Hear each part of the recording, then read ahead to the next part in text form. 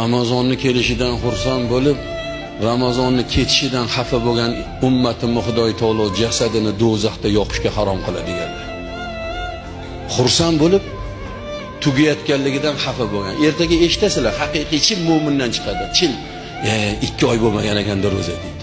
Eshitgansizlar buni avvalo. Qaniydi 2 oy, 3 oy bo'lganda ham mayli deydiganlar bor. Nega? U fayziga to'ymayapti. Ey birodarlar, bizlarda juda illat ko'p, juda ham xatolar ko'p. Buni faqat xatoligini odamlar anglamayapti xolos.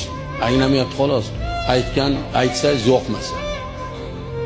Aytmasangiz qaytmasa, o'zicha nima qilish kerak? Qani aytinglar. Haq tuqqaningga yoqmaydi. Begonaning aytgani yoqadimi? Haq rostgan yoqmaydi. Hozir mana shu yerda qanchaylar shu tirishib o'tiribsizlarda, balki so'kayotgandirsizlar, bemalol.